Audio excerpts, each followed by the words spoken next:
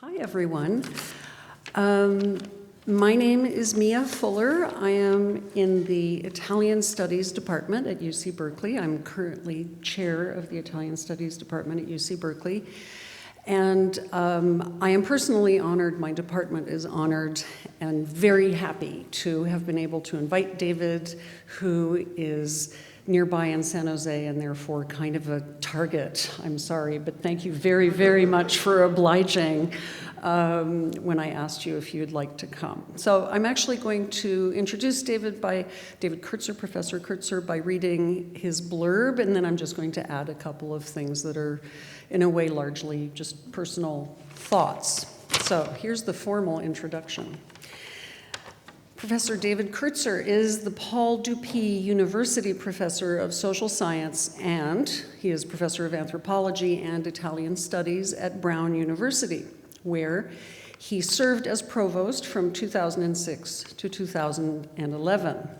I'm going to name a few books here. Many of you probably know at least one of these books. His book, The Kidnapping of Edgardo Mortara, which has been published in 18 languages, was a finalist for the National Book Award for Nonfiction in 1997. There's more to say about that book, but it's not in your official bio, so I'm not going to say it. He was awarded a Pulitzer Prize in biography in 2015 for his book, The Pope and Mussolini, which also won the American Historical Association Prize for Best Book in Italian History. 11 foreign editions have been published. He is, beyond that, he is past president of the Social Science History Association and the Society for the Anthropology of Europe. In 2005, Professor Kertzer was elected to membership in the American Academy of Arts and Sciences. His most recent book, The Pope Who Would Be King, which is on the Roman Revolution of 1848, was published in 2018. So that's kind of the formal announcement. And I also just really want to say this is a great opportunity for me to say. So for me, as someone who did a PhD in cultural anthropology, using historical materials, and all the grad students in the room who have worked with me have heard me talk exactly this way, David Kertzer has been a true role model all along. I know I've never said this to you directly, but so because he's an anthropologist who's a historian, he's also a demographer.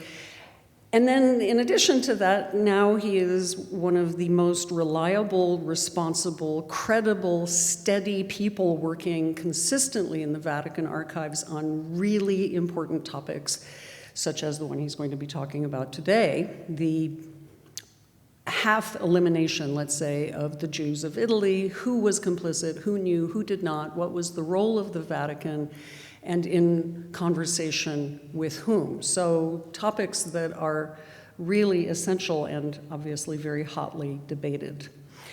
I'm going to just move on to, I want to thank a number of groups who helped also make this possible today: the Department of History at UC Berkeley, the Institute of European Studies, which houses something much smaller called the Program for the Study of Italy. Thank you, Danielle, for your part. The Center for Jewish Studies, the Berkeley Center for the Study of Religion, and of course, the Magnus Center. I am thrilled that we could have this space, this room, as well as this company. Thank you very much, and please join me in welcoming David Kertzer.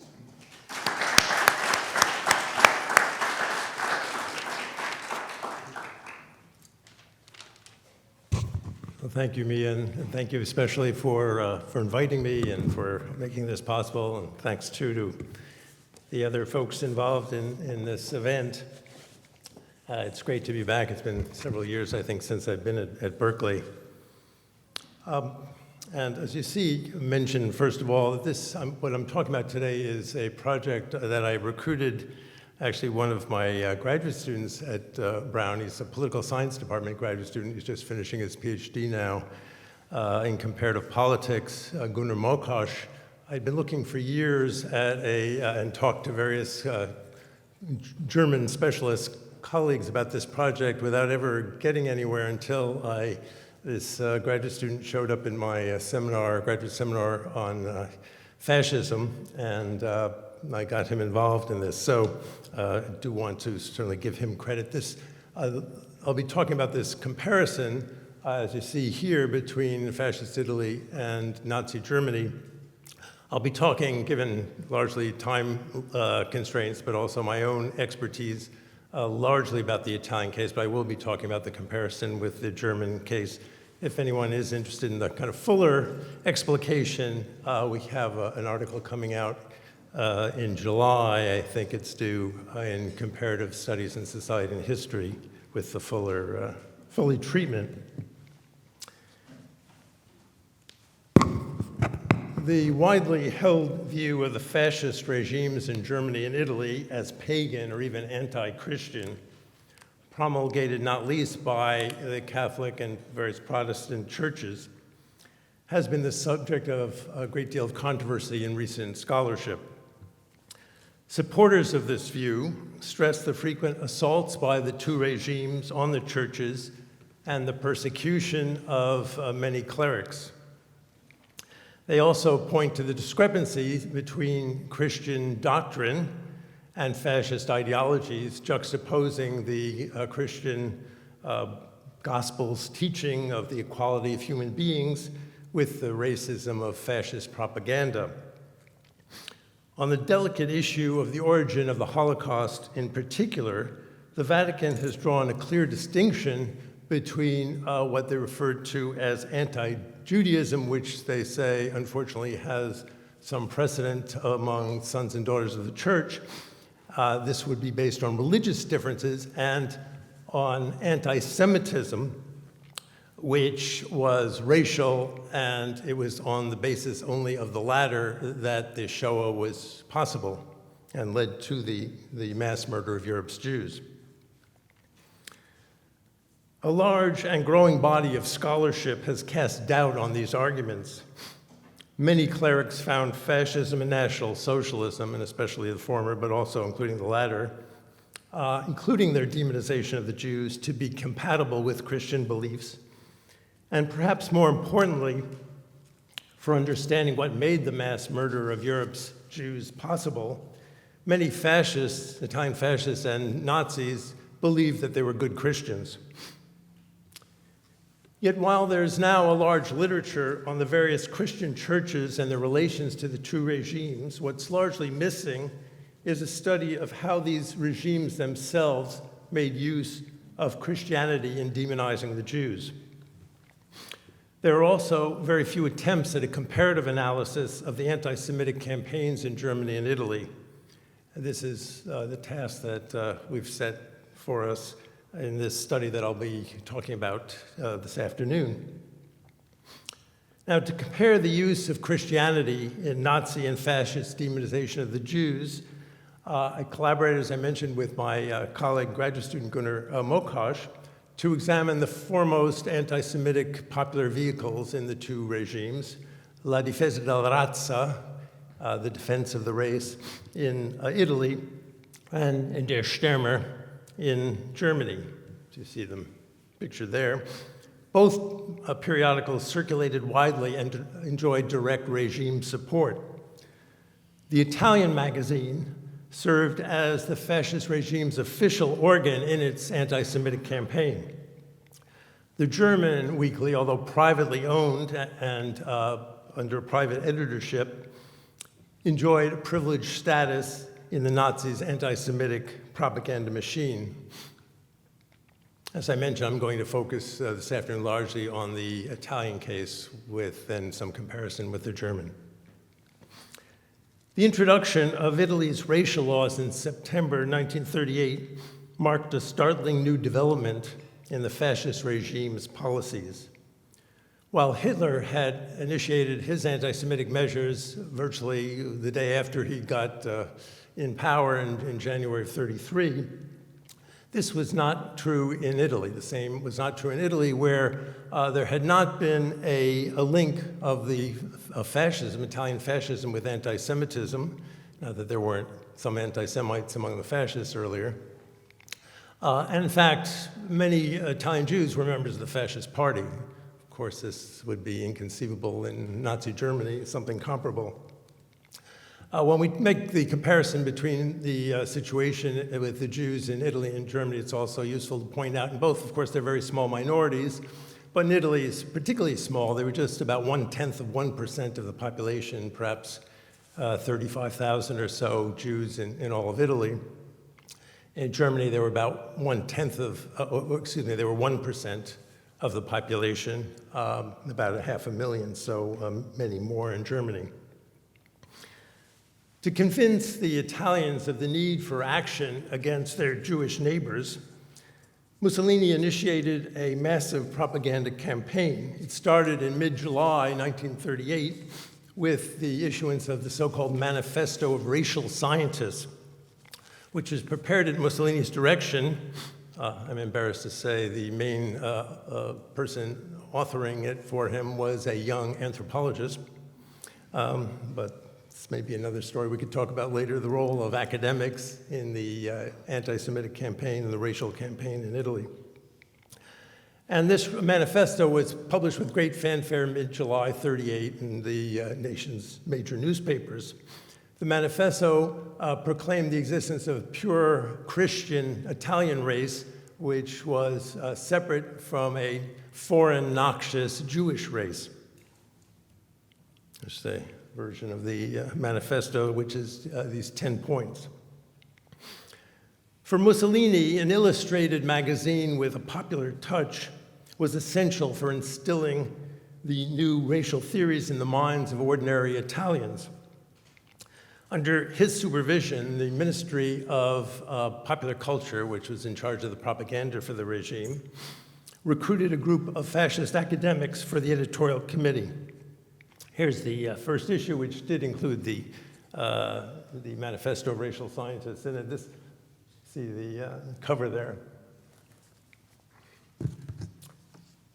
Mussolini gave the position of editor to the prominent fascist journalist and fierce anti-Semite Telesio Interlandi. The magazine was published, as I mentioned, under the authority of the government ministry, which sent copies of the magazine, which came out twice a month, beginning of August of 1938. It sent copies to all the schools and universities throughout the country. 2 issues appeared each month and would do so until virtually the fall of Mussolini in July of 1943. By contrast, Der Stürmer, the Stormer, was not published directly by the Nazi regime, but owned and edited by Julius Streicher, one of Hitler's most loyal followers since the early days in Munich. This is kind of interesting. I was looking, actually, I got this last year, and I just checked the site last night, and it turns out it's no longer up. So, but it was interesting to me. I looked for Julius Streicher images, and the one came up from a current, or at least current until a few months ago, anti-Semitic site today. In quoting him, makes direct reference to his justification of his demonization of the Jews based on Christian teachings. Anyway, you see, they devoted 2 special issues of Der Stürmer to the ritual murder charge against the Jews, one of which you see pictured there. So Der Stürmer was first published in 1923 in Nuremberg as kind of a regional weekly, and with anti-Semitic messages as its primary theme, that Germans were in a life or death struggle with world Jewry. With Hitler's ascension to power at the beginning of 1933, Der Stürmer evolved into a national publication and its circulation skyrocketed. The propaganda vehicle became a fixture in everyday life in the Nazi regime through the existence in even small towns throughout Germany of what they called Der Stürmer boxes, which were places where people could, for free, step up and read in this cabinet the new issue of the weekly newspaper. But let's return to the Italian case, La Difesa della Razza. In Italy, the Roman Catholic Church had long been the major font of anti-Jewish publications and writings. Unlike many other European countries where nationalism and anti-Semitism were often conjoined, this was not true in Italy. From the time modern anti-Semitism emerged in the late 19th century, it was church publications that were the most consistent purveyors of its themes. And I wrote a book about this, if anybody's interested. Free publicity. Yet the announcement of Mussolini's new racial doctrine in July 1938, with its claim that there was a pure Italian race consisting of Christians, with Jews forming this separate noxious race, came as a surprise to most Italians. Pope Pius XI, although old and frail, he would die several months later, expressed his disapproval of Mussolini's attempts to imitate the Nazis.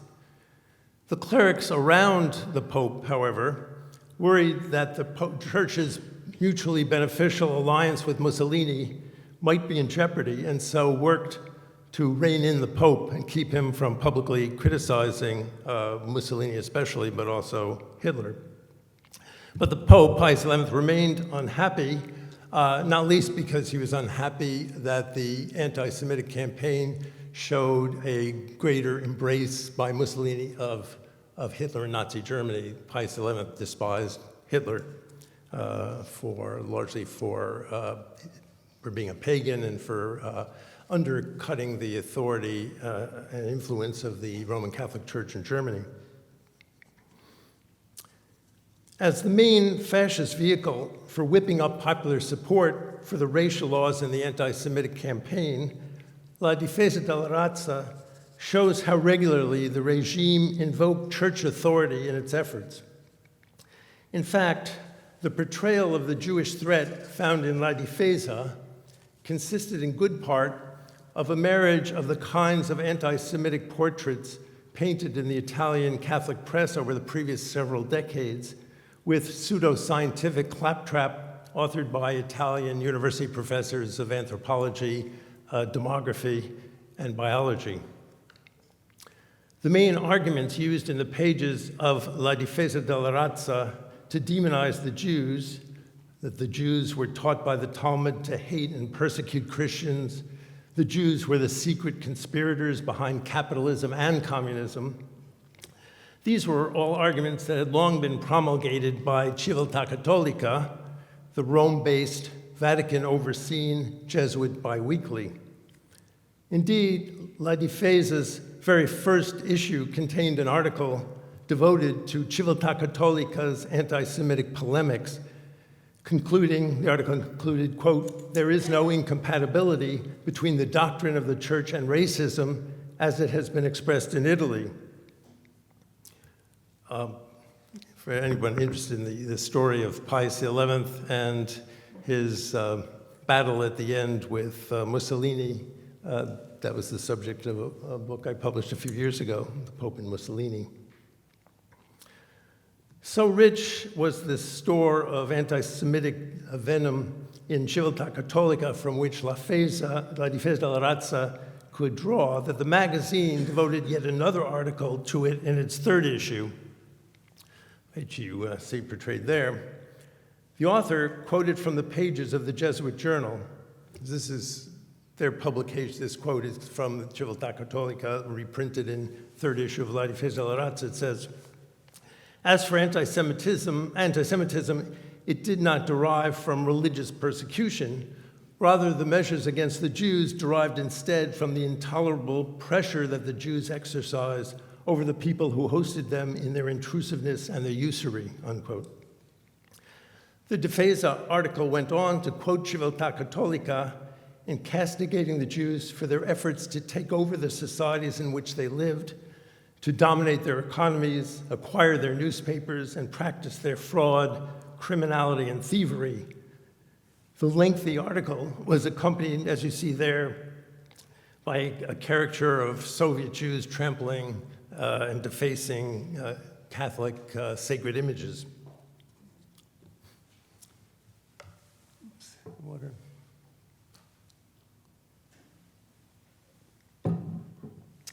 Indeed, such was the profusion of religious images in La Difesa that even a person unable to read, of which there were quite a few back then, could quickly grasp the extent to which the publication was using the church to justify the need to act against the Jewish threat. Its pages were littered with church images, scores of them. The many articles on the popes and saints' campaigns against the Jews carried iconic images of popes and saints. Other articles, while not directly on the subject of the evil of the Jews, had the apparent goal of convincing the reader that of the Catholic bona fides of the anti-Semitic publication. Hence, for example, an article on family and racial policy was decorated with a painting of the Madonna and baby Jesus. The same issue also reproducing a painting by Raffaello of Santa Cecilia, Saint Cecilia, looking heavenward. 2 weeks later, La Difesa carried a story on mothers and children in Italian art, featuring yet another painting of the Madonna and baby Jesus, this one by Caravaggio, just to give you a feel for what the pages look like of this magazine. La Difesa's efforts to identify Italy's racial laws with the popes in particular began in its fourth issue with an article titled "The Popes and Jewish Doctors." It explained that, here I quote, "The art of medicine was cultivated throughout the ages as a preferred choice by the Jews, not out of any spirit of sacrifice or sense of mission, but for ease of making money," unquote. The author then chronicled a long list of church councils dating back to the 13th century aimed at barring Jews from practicing medicine on Christians. And one of the racial laws would do exactly that in 1938. Articles over the following years continued to justify the Italian racial laws as simply following the practices that earlier popes had put into place in protecting healthy Italian Catholic society from the Jews. Under the rubric of, quote, "the sources of Italian anti-Semitism," La Difesa ran a story on Pope Paul IV, who was a pope who first ghettoized the Jews of Rome in the mid-16th century. The first page offered a large image, I think I have it here, of the Pope's funeral monument. In that tomb, the article explained, I'm quoting it, "lie the remains of Paul IV, whose legislative work was fundamental for the protection of civilization against the Jewish menace," unquote. Several issues later, an article explained that his successor, Pope Pius V, quote, was forced to issue a third papal bull against the Jews, fully revealing with caustic words their malice and the harassments and dangers with which the people of the papal states have been oppressed at their hands. The same issue, in an article titled "The Eternal Enemies of Rome," reminded readers that in 1215, Pope Innocent III had, among other measures taken against the Jews, ordered that they be made to wear a sign on their clothes so that they could be easily recognized. Observing the history of the church, the author of a 1941 article on Jews in the Papal States explained, one can note with what great persistent vigilance the church sought to exclude the Jewish element from its bosom, contributing with the implacable work of the vicars of Christ to forming not only our Roman Catholic conscience, but also, as a corollary of this, our anti-Jewish conscience.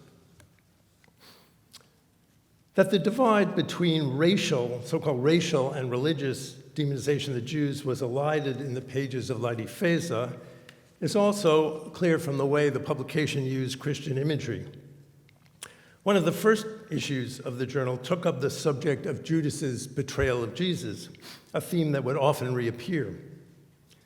The article, "The Jew in Art," bore the ponderous subtitle, "The hateful face of Israel is distinguished everywhere from the features of Italians. In the pictures of our painters, as in the crannies of the ghetto, the features of Judas spark aversion and disgust."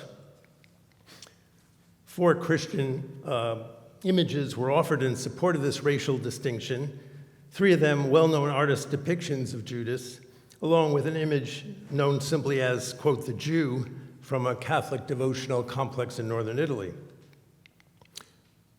The following year, Latifeza returned to the theme of Judas as the archetypal treasonous Jew.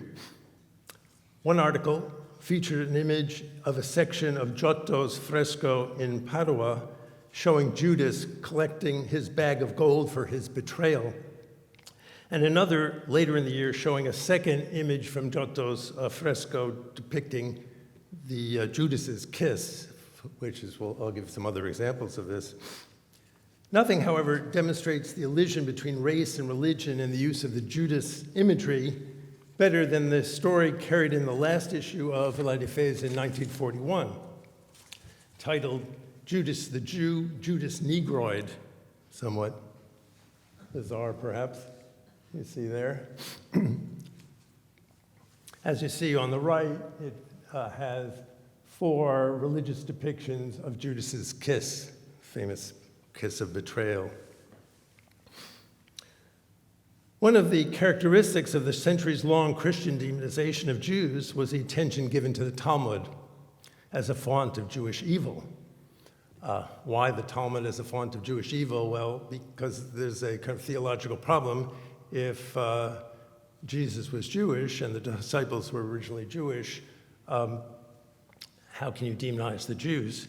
And the explanation, theologically, this became very important in the Christian demonization of the Jews over the centuries, was that the Jews were the chosen people, but then the birth of Jesus as the Messiah was prophesied in the Old Testament, and when the Jews rejected that, they were rejecting really the true teachings of the Old Testament and embracing instead of the Old Testament the Talmud, which came somewhat later. And so the Talmud had to be used rather than the earlier date, as that's when the Jews began on their evil ways, or codified their evil ways. The article read, the Talmud article, here I'm quoting, beginning in 1239 until 1320, Pope Gregory IX and other popes ordered that the Talmud be burned. In the second half of the 16th century, the Talmud was burned 6 times. Julius III, Pope Julius III, issued a curse against the Talmud in 1553, and then it recounts a whole series of other popes and dates in which they either ordered the burning or in some way vilified the Talmud as the source of Jewish evil. You see the first of these articles, and another examples. Although no source is given for the various quotes and claims in the articles, they show all the signs of being lifted from various Catholic anti-Semitic literature over the previous century.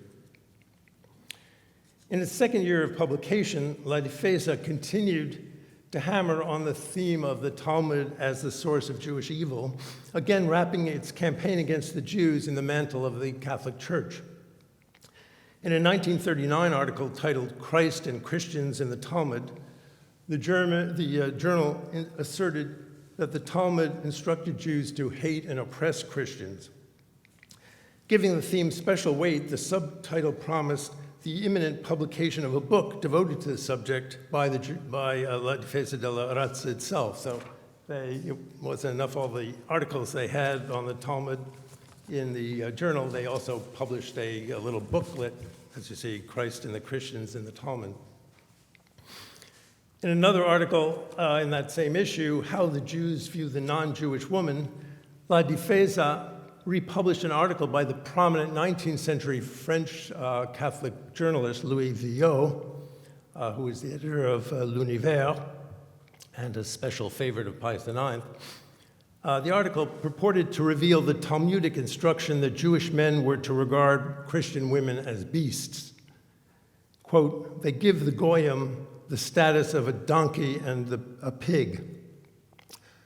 Lest the sexual ramifications of this revelation be missed, each of the 2 pages of the article contained a drawing of a blonde woman tied up, one to a tree, the other in a pose of crucifixion on a Star of David, as the evil figure of the Jewish man was poised to assault her. The latter image had the Jew standing before an open book labeled Talmud. And there it is. Not that this image has any sexual innuendo here. Stories about the various saintly figures in the church who warned of the danger posed by the Jews were also common in the pages of La Difesa. 3 different issues in 1939 recounted the anti-Jewish diatribes of the Blessed Bernardino of Feltre, whose haloed robe, barefooted figure adorned the first of these stories. Here are a couple of them there. The monks of his order, the article recounted, quote, coordinated and directed a vast movement against the Jews, those merchants of tears, drinkers of human blood. The next issue had a follow-up story titled Usury, Sacrilege, and Fraud, and the Ban on the Jews in the Papal States. It told how Bernardino came in 1473 to urge the people of Bologna to drive out the Jews. Later that year, in an article titled Saints of the Italian Race, Bernardino da Feltre, the author explained that the Blessed Bernardino's desire, which was the same as that of the church, was to isolate the Jews. Over the next 3 years, articles were similarly devoted to the anti-Jewish warnings and activities of a variety of other saints of the Catholic Church.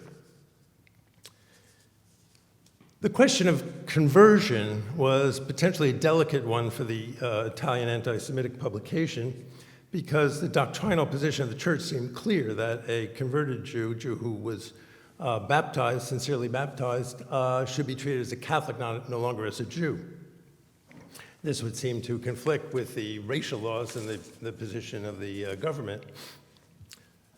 The subject was taken up in one of the first issues of the journal, which assured its readers that, quote, the church knows that conversion will not change the Jews' membership in the people of Israel, knows that baptism changes the type of Jew as little it does that of the Negro, and knows that from the ethnological and anthropological point of view, the Jew remains a Jew.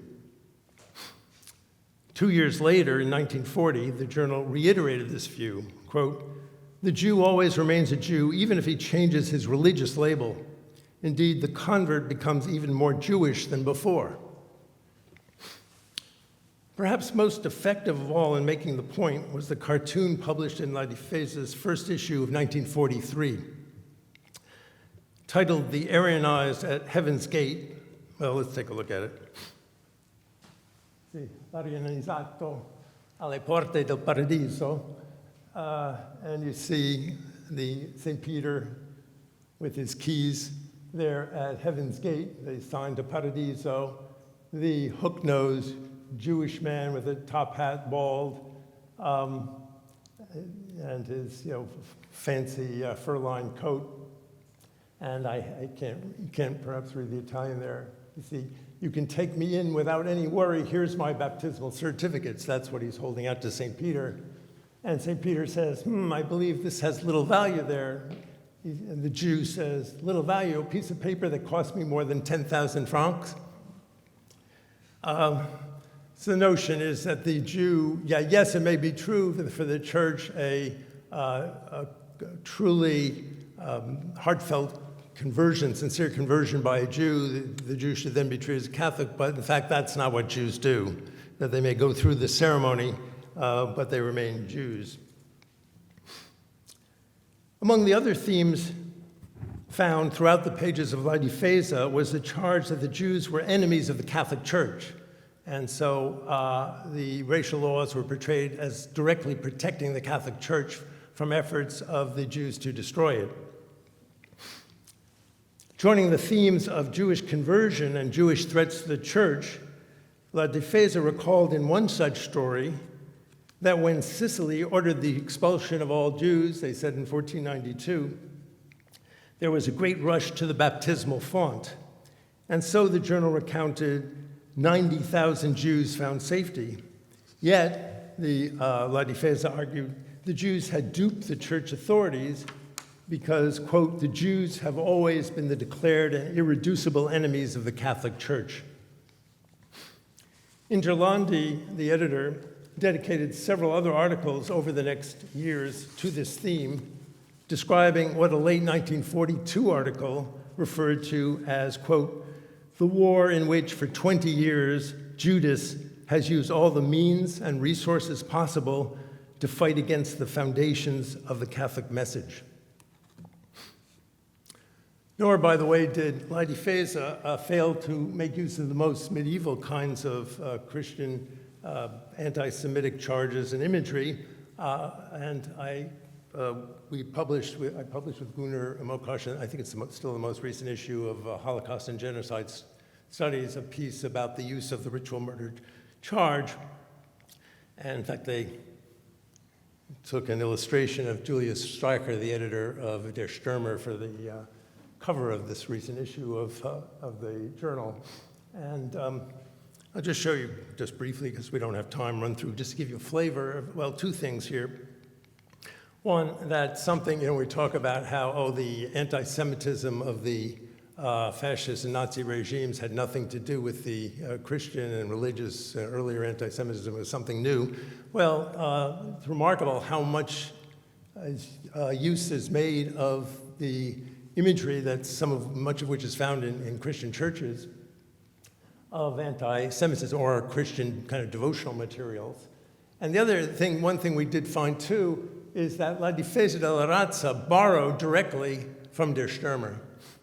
And so I'll show you here on the left, each of these images are images from Der Stürmer. On the right, comparable image, normally some years thereafter, in La Difesa de la Raza.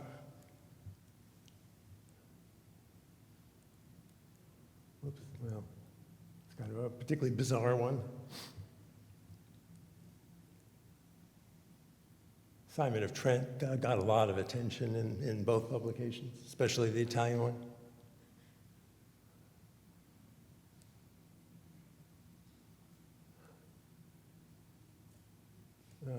Oops, getting ahead of ourselves there.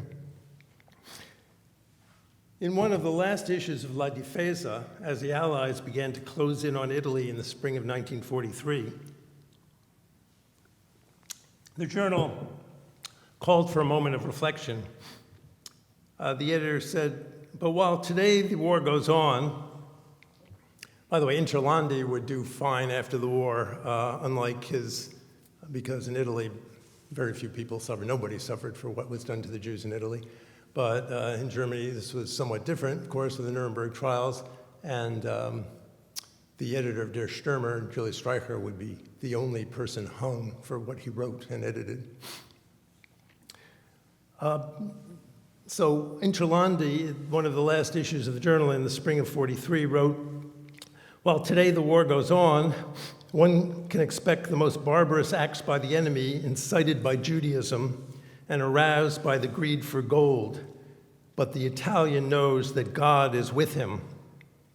And with this, oops, well, I'll come back to that in a minute, is this image. The Jew with skull cap and pointing the rifle, the revolver.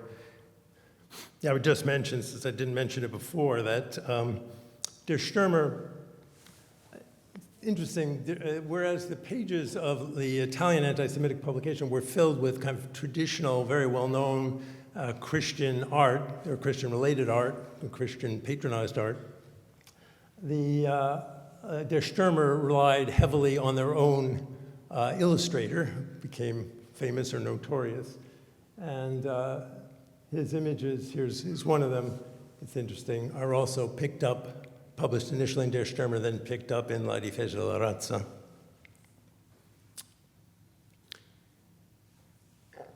Okay, so let me just say a few words about Der Stürmer and then come to a general conclusion and have some time for your questions, comments. Like La Difesa, Der Stürmer offered itself as a stout defender of Christianity against its enemies and regularly justified the German state's anti-Jewish campaign by reference to Christian teachings. Yet while La Difesa wrapped itself in the mantle of the Roman Catholic Church, Der Stürmer had a much more complicated relationship with the existing Christian denominations in Germany.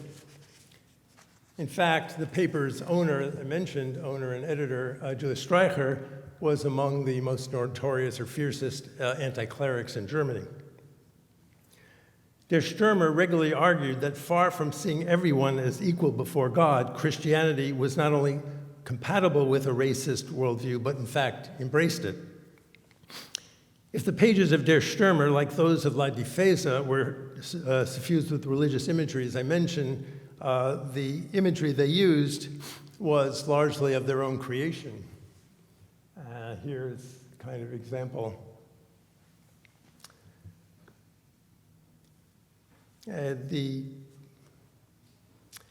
They poured vitriol, so in La Difesa de la Raza, there was almost no criticism of the Catholic Church, and Protestants were largely ignored.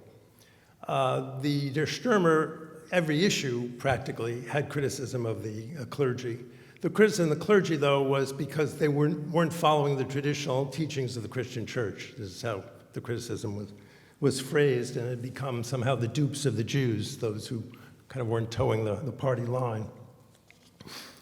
In fact, in portraying itself as the defender of Christianity, they also, Der Stürmer blamed in one issue, for example, the very division of Christianity into different confessions on the Jews. It was all kind of a plot by the Jews to weaken Christianity, to, quote, weaken and grind down the great masses through division. And the author added, the clear awareness of the popes, that is, of the Jews, of the need to keep the Jews from positions of authority, was first buried and covered with heresies when full-blooded Jews first seized the Holy See and tainted it with their vices. Since then, Jewry has freely raised its head in all confessions and sects. So again, this, particularly insofar as in Pius XI would never criticize the racial laws, but Pius XI did, and while at least the Italians were freed from worrying about criticism with the death of Pius XI in February 10th of 1939, there was still the concern for how you justify through Christian teachings the demonization of the Jews and the need for the racial laws. In Germany, there, of course, was a lot of tension with the churches, the mainstream churches, including the Roman Catholic Church. And so there was this notion that the church itself had gone bad, that particularly the Roman Catholic Church had somehow gotten in the hands of Jews recently, whereas they instead needed to hearken back to the teachings of the popes and the saints and so on over the centuries. Along these lines, Der Stürmer often attacked individual priests deemed guilty of straying from Nazi ideology by their efforts to show the common descent of Judaism and Christianity. There would be one example. You see the Jew hiding behind the priest.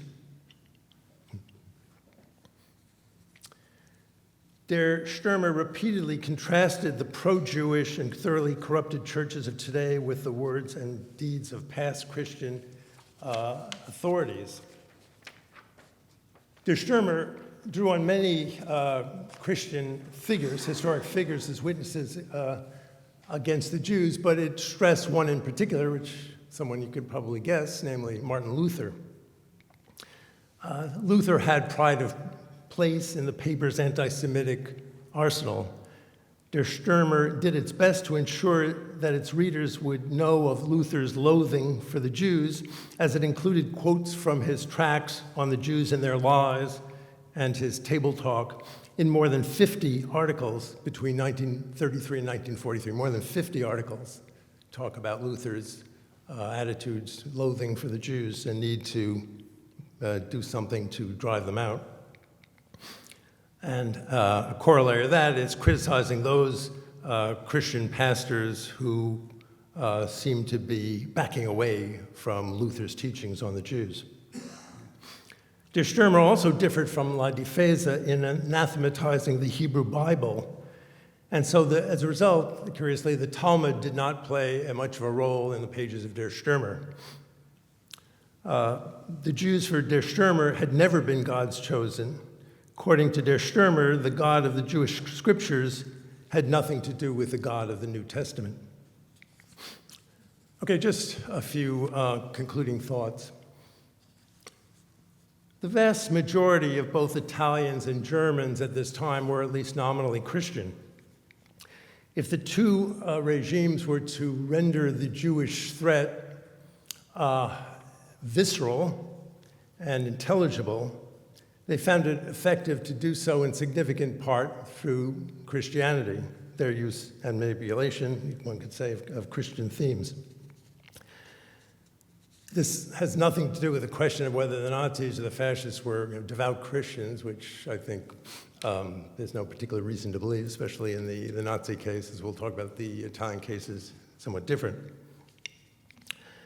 The most important propaganda vehicles against the Jews in each country, these two magazines and papers, regularly affirm that the regime's anti-Semitic ideas and measures were not a break with Christian tradition, but its culmination. A proper Christian, they argued in issue after issue, seeks to destroy those who killed the Redeemer of mankind and who have fought his followers ever since. In doing so, the publications could rely on the abundant anti-Jewish themes and figures found in the Christian tradition. If the two papers were united in equating Christianity with anti-Semitism, their contrasting stance toward the churches mirrored the very different church-state relations that were found in the two countries.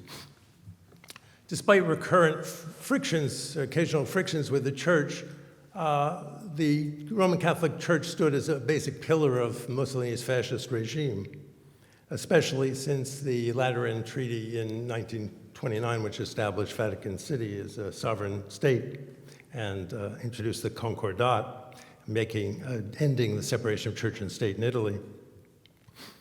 Accordingly, the authors of La Difesa papered over any potential conflict on issues such as the conversion of the Jews, painting themselves instead as great defenders of the Catholic Church against the Jewish enemy, the Jews who were the common enemy of Italian fascism and the Roman Catholic Church in their portrayal.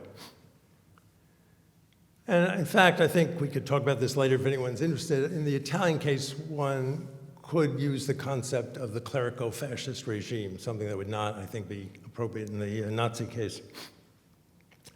Examination of Der Stürmer suggests that the German case is more complicated, partly due to the multiplicity of different Christian denominations. While virtually no criticism of the Roman Catholic Church was broached in the Italian publication, as we've seen, Der Stürmer's pages contain regular attacks on the Christian clergy, both Roman Catholic and Protestant. Yet these attacks were phrased in terms of the failure of these clergy to stick to traditional Christian teachings, particularly those associated with Martin Luther. Many important works in recent years have detailed how, in the years leading up to the massacre of Europe's Jews, the Christian churches and its priests and ministers behaved with respect to the German and Italian regimes and their persecution and murder of the Jews. Instead, what I've tried to do here is look at the way the regimes themselves and their subsidiaries made use of traditional Christian imagery to try to turn their populations against the Jews. And I hope that one other element that might be useful of this attempt is, because I think it's fairly rare, is to actually look at both of these cases together, compare them, and look at some of the similarities and differences. Thank you.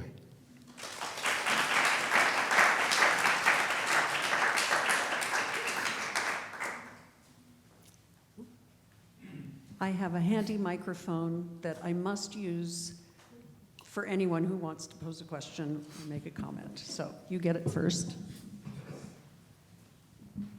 So Mussolini came rather late to the game because he'd been in power for 17 years or something like that by 1938. So I have sort of two questions about that. Is it generally believed he just did this to make the Germans happy, or did he have, was this something he'd been thinking about for years? And the other question is, did I can't pronounce it, but La Defensa de la Raza, did he recruit that, or was somebody waiting in the wings and suddenly said, I could write a magazine about this because I believe it? Well, I think the latter question, no, Mussolini, it was his idea, and I'm sure in discussion with various of the people around him. He had, however, in the person he appointed as editor, Telesio Interlandi, a well-known journalist. He was already editing his own paper and magazine and known for his anti-Semitic position, so he was kind of readily at hand for this purpose. The question of why Mussolini embraced the racial laws and the anti-Semitic campaign has attracted a fair amount of historical attention. There's one book which I think is mistitled and misargued, called Mussolini Razzista, Mussolini the Racist, which tries to argue that he'd always been a racist, and then that explains what happened. One thing that's fairly clear is that we know is it happens that there's also kind of suspicious timing, because July of 38 is when the new racial policy is announced, the Manifesto. Just 2 months earlier in May, Hitler had paid his triumphal visit through Italy, Rome, Naples, Florence. So it's after Mussolini had just spent, a week or 10 days squiring him around the country that he announces the racial laws. So one theory was that Hitler said, look, you really want, we've just signed the Pact of Steel, or you really want to be our ally, you've got to get with the program. But that didn't happen. There's no evidence that happened. And Mussolini, in terms of his being racist all along, or anti-Semite all along, first of all, his longtime lover, Margherita Sarfatti, not just lover, but she was really his probably main political confidant when he first became successful from the time of the First World War through the mid-1920s. She was Jewish, Venetian Jew. Secondly, one can point to anti-Semitic sentiments that he had occasionally expressed earlier, but the same would be true in the neighborhood I grew up in Westchester, or the local yacht club and country club I couldn't belong to back then. So I don't think there's any evidence. Yes, one could say he had some anti-Jewish sentiments, but I think there's no evidence they were any different than the diffuse ones around in Italy, US, elsewhere. So why did he do it? It seems he was trying to impress Hitler that he could be just as harsh, Italians could be just as bold, and this would seem to be what really explains it.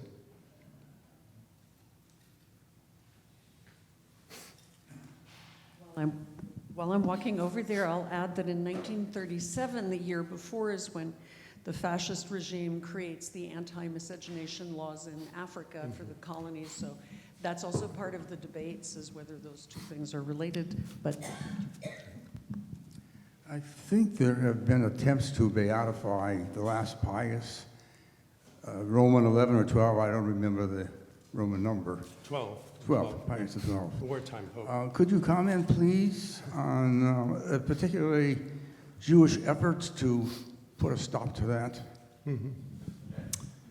Yes, well, initially there have been, so Pius XII became pope on the death of Pius XI, so he became pope in beginning of March 39, so just before the war was about to begin, and was pope till 1958.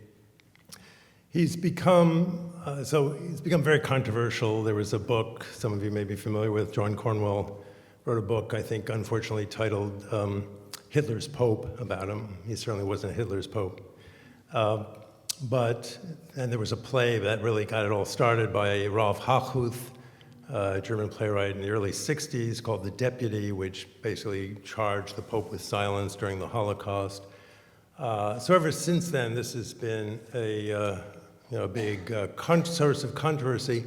And to understand the context, you have to understand Pius XII, in being the last pope before the Second Vatican Council, has become the hero of the most conservatives within the remaining conservatives within the Catholic Church. And so initially in the year 2000, after years of trying to make the case for Pius XII becoming a saint, the then Pope John Paul II, as part of the festivities of the second millennium, thought on the same day he would beatify two popes, kind of the hero of the, might say, progressive or left wing, whatever terms we want to use, of the church. John the 23rd was behind the Second Vatican Council, and Pius XII, kind of hero of the conservatives in the church, but largely because of not just Jewish, but other kinds of concerns and protests and maybe bad publicity around these issues of his silence during the Holocaust. There was kind of a relatively last-minute switch where another conservative pious predecessor, Pius IX, from the 19th century, was put in the place of Pius XII. So Pius XII case has been on hold, but I mean, you can go online, you'll find probably thousands of sites that are pushing for Pius XII to be made, to be beatified and made into a saint. My current book project is on this subject of Pius XII's relationship with the fascist regime during World War II. And on March 2nd, which is just less than a month from now, they're opening, Pope Francis announced last year that he was opening the archives for Pius XII. And we're all plan to be there that day, the opening, and be there for a number of months. But I think we already know a lot, but that may be get me going on that would be another lecture, just to say there is controversy there. The defenders of Pius XII said, he thought it was more effective to move behind the scenes, and so worried that if he said anything, it would just hurt the Jews. But I won't comment further at the moment.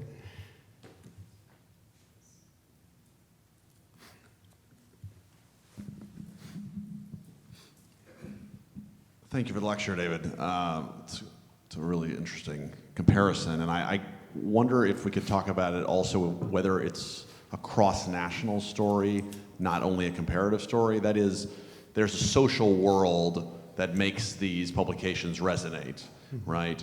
And that's partly goes back to the scholarship that you referred to briefly at the end on ideas about compatibility between fascism and the church. And I guess I'm just wondering, is there any kind of cross-national discussion that we know about among certain Christian thinkers about that very subject that helps to account at all for what are in some cases a lot of similarities and overlap in the content of these publications, and presumably what was believed to resonate with Christian populations in both places? I mean, it seems like there has to be a certain amount of whether prior or simultaneous groundwork that helps to prepare people to embrace the connections, right?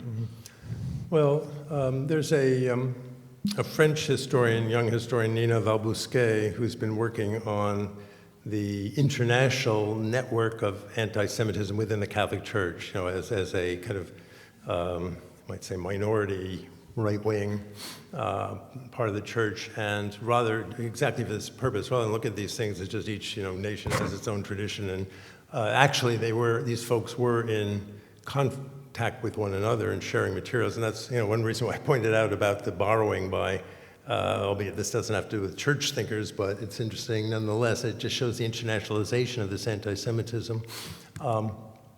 So I think there's probably quite a bit more that could be done there. Certainly, the Italians were attuned, especially not so much to Germany, but to French anti-Semitism. Now talking within the church, and people like Louis Viau and others of the La Croix, not just L'Univers, a number of these French Catholic publications that, at least in different periods, were heavily anti-Semitic, were certainly being read, and the people were going back and forth between France and Italy. So, there's probably more that could be done on this, but I think there is. It's not just for looking at these particular years, but looking in the decades leading up to it.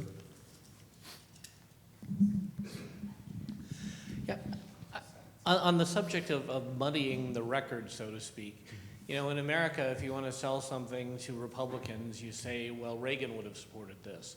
If you want to sell something to progressives, you say, well, FDR would have supported this. And it doesn't matter whether Reagan or FDR really would have done it. I mean, you're lying because you want a new political agenda, and therefore you want to put up smoke screens about real issues. So I guess my question is, what might the church have done to prevent La Raza using Christian images? I mean, there was no copyright on Caravaggio. So if La Raza says, well, the church supports this, and naturally the church is inherently fascist, what could the church have done to defend itself, and who would have listened? Well, I mean, there are different ways of answering that question.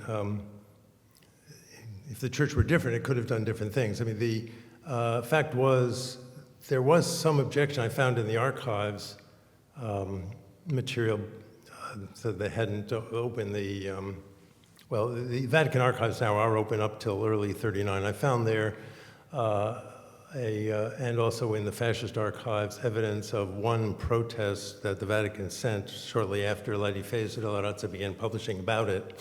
They were particularly upset because copies were sent to all the Catholic schools and universities as well, and were supposed to be kept in all the rooms. But their argument, at least in what I've found so far, and we'll see once they open the Vatican archives for the beginning '39, whether it changes at all, but I'll be surprised. What they were arguing about didn't have to do with the anti-Semitism of La Difesa della Razza. It had to do with the nationalization of the church. So, for example, they were upset that they talked about, they said, and this was something Mussolini had once said too, which got picked up in some ways by La Difesa della Razza, that the Christian religion was just a small Jewish sect as long as it was in Palestine. It was only when it came to Rome that it became a world religion. This kind of nationalization of Christianity and Catholicism. The Civiltà Cattolica also had a response shortly after La Difesa della Razza came out, but this gets a little bit more complicated. There was another publication in Italy, some of you Italianists are probably familiar with, called Regime Fascista, kind of the most fascist of the fascists, a fellow named Roberto Farinacci, and he had his own daily newspaper, which was kind of, let's say, extreme fascist and extremely anti-clerical, kind of along the lines of Der Stürmer. In fact, he was in regular correspondence. I got this other question with Streicher, and they even occasionally appeared together in rallies in Germany. And the Civiltà Cattolica had an article expressing concern that the pages of Regime Fascista Farinacci had said that Civiltà Cattolica itself had led in the what they called the racial anti-Semitism, fascist anti-Semitism, avant la lettre, avant la lettre, before it existed. That is, that the Civiltà Cattolica's anti-Semitism was predecessor to racial anti-Semitism. But the piece, which was published already after the racial laws were in effect in Italy, was, if you read it today, is vicious anti-Semitic material. But it's saying, no, it's not race. It's just that the Jews are known for trying to dominate the world and secretly conspiring against Christians and being taught by the Talmud to defraud Christians and treat them like animals and so on and so forth. So, but they're saying this wasn't wasn't racial. So even back then, there was this kind of trying to distance by saying, oh no, we're not racist. This is something very different. This is kind of religious differences. Thank you very much for your talk. In the Pope and Mussolini book, which was one of the more thrilling books I've read in recent years, you paint a picture of Pope Pius XI as having, on the eve of his death, having had second thoughts about the church's approach to the Jews. Could you say somewhat more about that in this particular context of the way in which the church teachings were being appropriated by the fascist regime? Yes, so so Pius XI, of course, grew up in a church where very negative images of the Jews were common, and he was kind of steeped in that culture. He had also, right after World War I, was the basically papal nuncio to the newly reunified Poland, where anti-Semitism was rife in the church, and this was reflected in a number of his reports from Poland back in 1919, 1920. But it was a complicated case. He had, in Milan, studied Hebrew with a rabbi of Milan, had respectful relations with a local Jewish community. So in fact, he had this kind of view of Jews in Italy as different from kind of Eastern European Jews. This also would have been common at the time. And even in the United States, there were, even among German Jews in the US, there was a time when they regarded the East European Jews as the great unwashed and superstitious and so forth. But he, so he spoke out against the new racial policy. He said, as you read in my book, this is in July, right after the announcement of the new racial policies, he said to an audience, which then got picked up in the Catholic press, why did Italy find itself needing to go and imitate Germany? And there was nothing that Mussolini disliked worse than being cast as kind of the slave or stooge of Hitler. Why did he have to go imitate Hitler? But this, as you read in that book, basically, Mussolini knew how to play the Pope. He knew that the soft spot was Catholic Action, a lay national organization, which for the Pope was the most important way of spreading the Christian message and strengthening the Christian church through Italy. And so in threatening Catholic Action by saying he's not going to allow any more members of Catholic Action to be members of the Fascist Party, when for many jobs you had to be a member of the Fascist Party, aside from anything else, he's putting great pressure, and they secretly, the Pope's emissary reached a secret deal with Mussolini just before the first racial laws were enacted, where Mussolini says, I'll get rid of that provision that will go back to where Christians, members of Catholic Action, can be members of the Fascist Party, and in return, you're not going to publicly protest and not allow any priest in Italy to publicly protest the racial laws.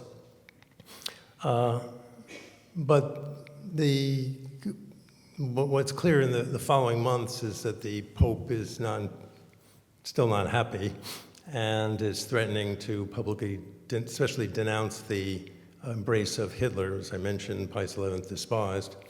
And one of the first things Pius XII, as you know, there's another element to this. He calls on an anti-racist American Jesuit, John Lafarge, to prepare a secret encyclical denouncing racism and anti-Semitism in order to get around the people around him, the head of the Jesuit order, who's a notorious and vicious anti-Semite, Vladimir Ledachowski, and even his own Secretary of State, Eugenio Pacelli, who would succeed him. So going around all of them, he goes to this American Jesuit, who was, of course, flabbergasted to be asked to write a papal encyclical. And the Jesuit head, then the general gets hold of it and basically buries it. When the Pope succeeds him, he too has all copies except for the original destroyed. There had been hundreds of copies were ready to distribute to Italy's bishops, and one of the first things Pacelli did was order their destruction.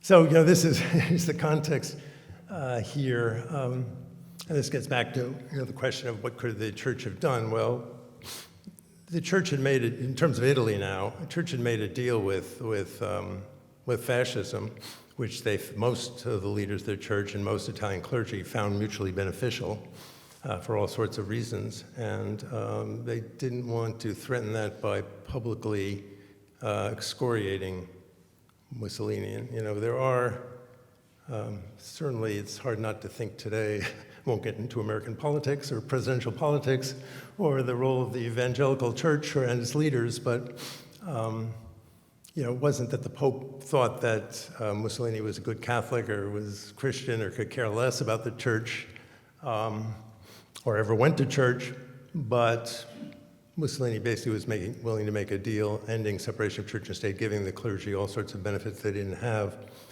And it was enough to keep most in the church quiet. Obviously, not everybody was happy. I have currently 5 people lined up to ask questions, so I think we'll cap it at 5, so as not to wear you out. I'll be quick. Thank you for your lecture.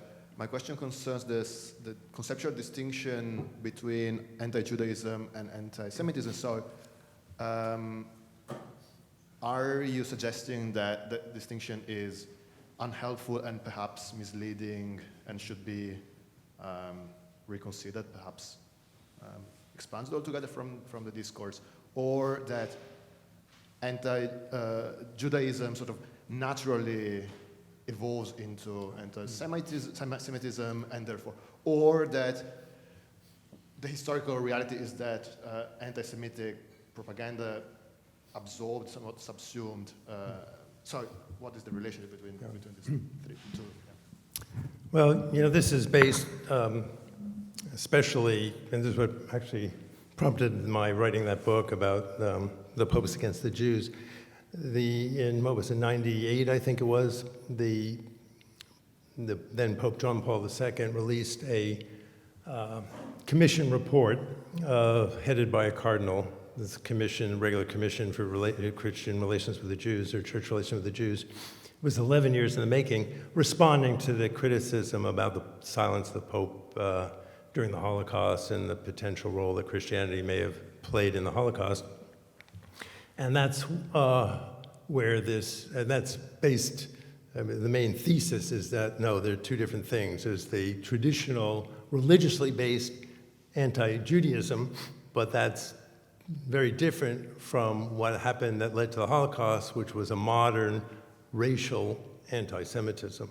So what I found subsequently, I hadn't really looked into this before that came out, is that this right after the war, similar arguments were being made within the church. This distinction wasn't new with that commission in the late 1990s. My problem with it, I think historically it's totally inaccurate. And yes, one can, in a kind of analytical way, talk about religious bases of anti-Judaism and social, political, economic, racial, and so on. But the church embraced all of those. The racial question is a little bit less, it's a little more complicated, but certainly the social, economic, political, controlling the press, controlling the economy behind communism, and all this, the Catholic press was filled with this in demonizing the Jews from the beginning of modern anti-Semitism in the 1880s up through the beginning of the war and into the war. So, to use your term, it's certainly at the least misleading to talk about these two as somehow different.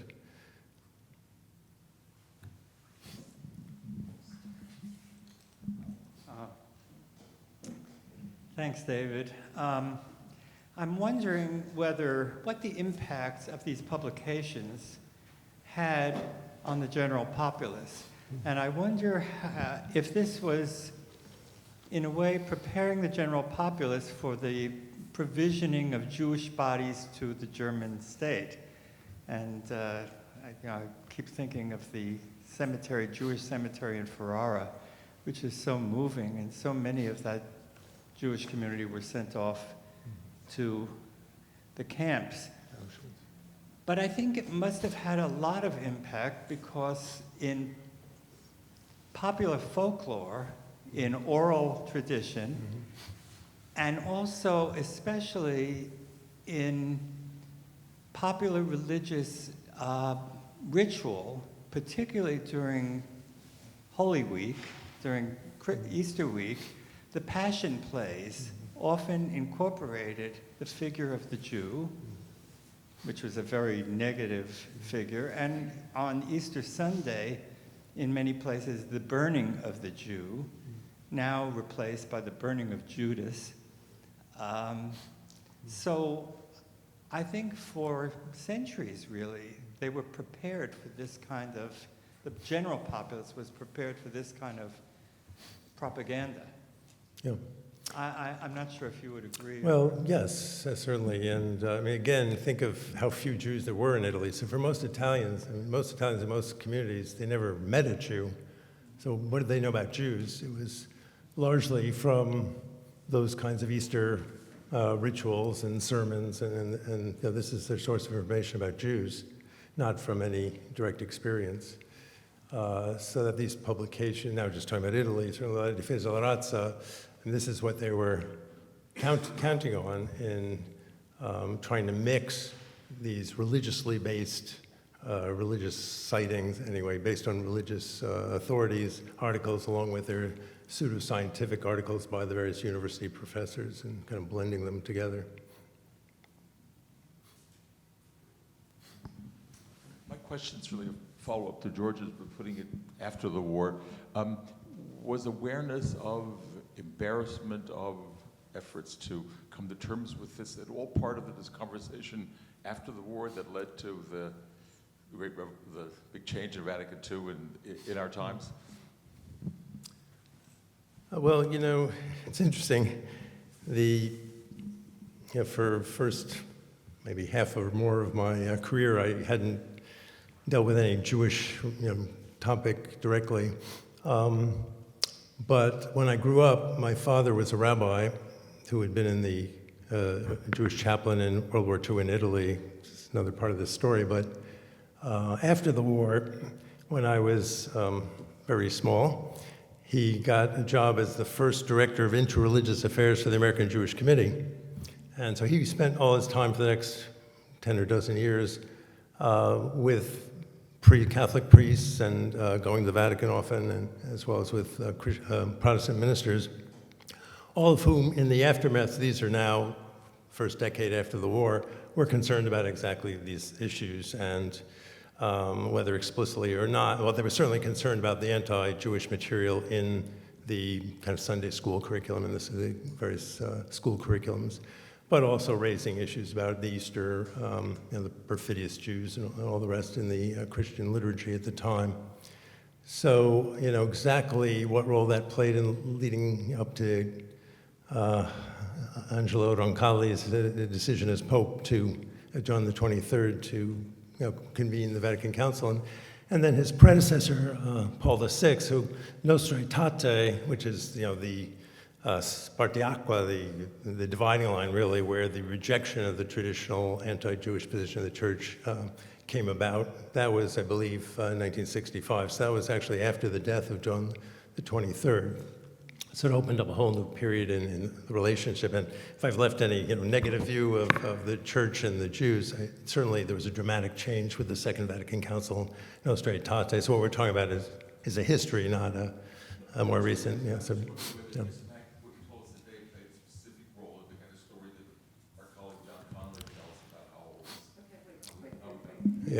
I was just interested in, whether this knowledge of all the things you told us today was part of the awareness of these Catholics that were in conversation with others and produced a kind of story that John Connolly tells, and how the 65 thing came through. I'm not sure. I mean, one thing, now talking about Italy, there's still today great denial in Italy about fascism in general. So being critical about the church and its denial of responsibility and so on, one should put this, at least in the Italian case, in a larger context of Italian denial of any responsibility for what happened to the Jews there, that it was all Nazis coming in and taking the Jews off.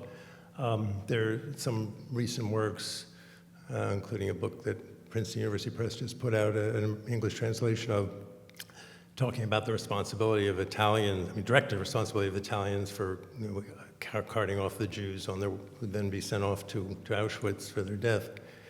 So still today, but now talking about the church, this kind of thing I don't think is well recognized in the church. And in fact, when my book about these kinds of issues, albeit not this particular thing, but citing, Civiltà Cattolica, the other major Catholic publications, and the kind of vicious anti-Semitism they had in them for decades.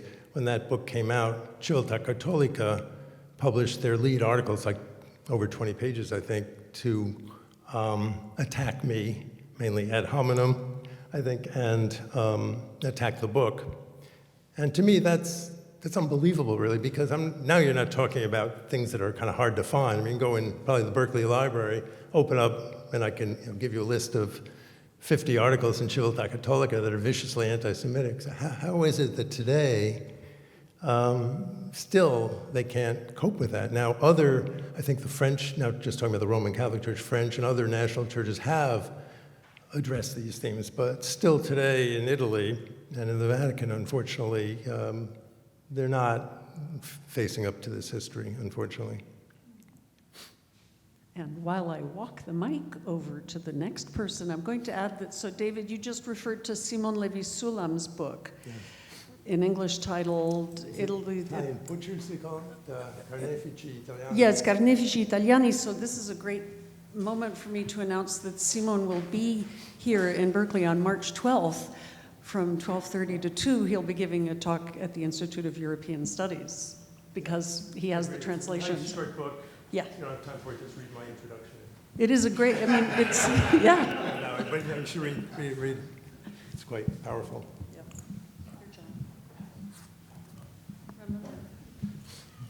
It was so long ago, I've forgotten what I was going to say. So you focused on sort of the ritual murder charge and the Talmud in the Italian case. It's an occupational hazard, but I know that Der Stürmer all too well, and the religious elements of it are pretty minor compared to the other themes that they pursue. One of the things that you didn't really speak about, and I don't know if in this particular magazine they do talk about it, and that is the responsibility of Jews for both modernism and modernity itself. That is an incredibly important part of Polish Catholic discourse. So if you look at the speeches of Cardinal Chlond, for example, in the interwar period, it's all about blaming Jews for basically bringing the modern world to Poland and with all of its decadence. So there's more to compare than just, I mean, I'm not so sure about Der Stürmer and La Difesa da Raza, but this other thing about this other theme of the modern world is a remarkably important aspect of this. So I wonder if you could just say something about that, and does it appear in the Italian case? Yeah, well, let me first say that in terms of the, before you make up your decision entirely about the German case, hope you can read the article in the Journal in the Comparative Studies in Society and History where we deal with that length. I've just dealt with it very briefly. However, and I take your point, and I think there is a difference between the two in that sense, that if you look at La Difesa della Razza, there's a lot more prominence to the Catholic religious imagery than you're going to find anything comparable. You won't really in Der Stürmer. That said, when I say that between 33 and 43, over 50 articles cite Martin Luther's hatred of the Jews. Yeah, it's a weekly newspaper, and so what percentage of that of their articles is not very large, but still, I think any regular reader, this is a sense you're going to get. So I'm not arguing this was the major theme of Der Stürmer's denunciation of the Jews. That said, I mean, it's interesting, the point about modernization. Of course, now speaking in Italy, where I know the situation better, the Catholic newspapers from the late 19th century, as well as Vatican overseen publications like Civiltà Cattolica, were constantly demonizing the Jews by linking them to the French Revolution and linking the notion that separation of church and state and therefore giving equal rights to the Jews and so on, that this was all part of where the world went wrong, went away from the teachings of the church and the authority of the church. So even there, so on the one hand, you could say this is a secular argument about modernization and modernism and so forth. But that too was an argument that, although not in itself necessarily Christian or religious, in fact it isn't per se, but ties in quite nicely to what the church discourse was at the time as well. And the whole Jewish Masonic conspiracy, which later they joined the kind of communists too as well. This is also a link to this anti-modernity campaign that would be found in the church as well. And one last question. Thank you so much for your lecture.